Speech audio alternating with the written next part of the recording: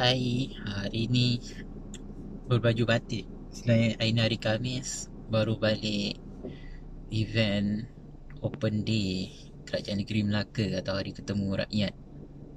hmm. Hari ni tak adalah sembang panjang sangat, cuma nak sembang pasal populisme, atau dalam bahasa lain sebagai populis atau rakyat terbanyak,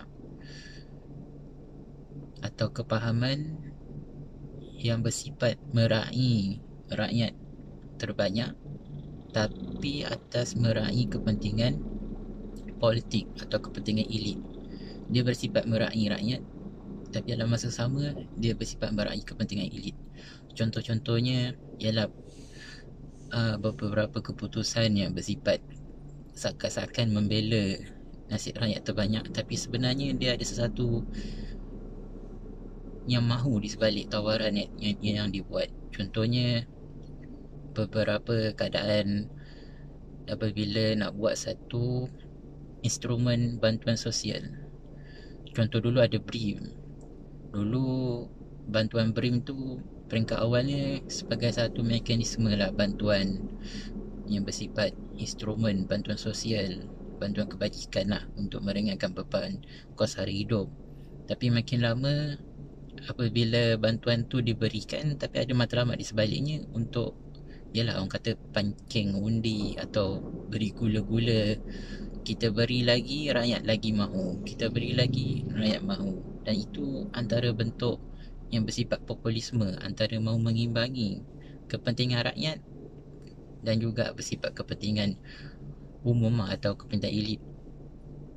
Kepentingan elit ni tak semestinya yang memihak kepada golongan elit atau politikus atau golongan aristokrat atau ogliman atau golongan yang menyaga lah toki-toki besar.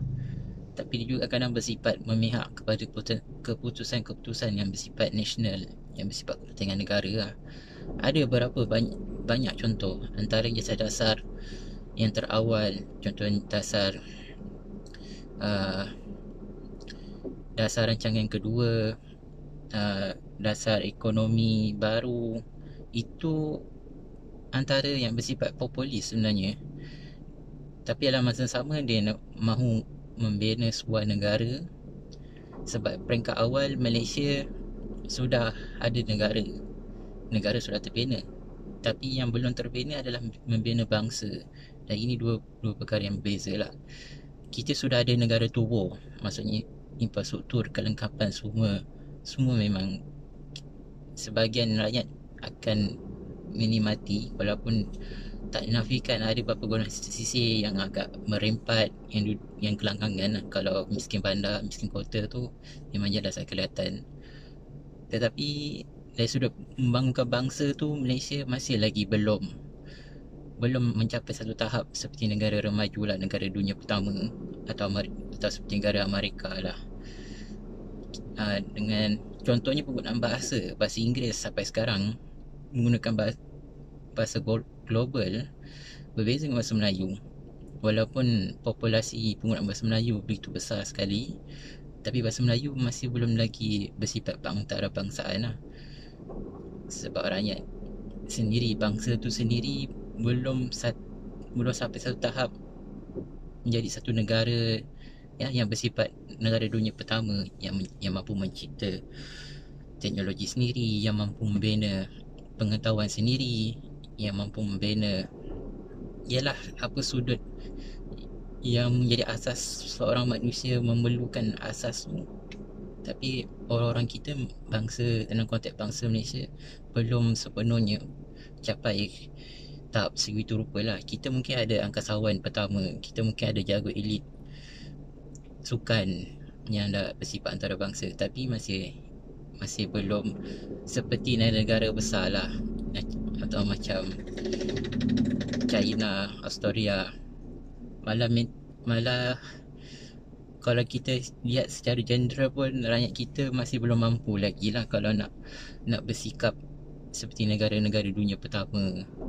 Contohnya misalnya Jepun, dari segi nilai Walaupun kita ada agama Islam, tapi dari segi kebersihan, nilai kebersihan tu berbeza dengan orang Jepun. Walaupun sebahagian orang Jepun sudah tak ada langsung faham agama, tapi beza dengan kita.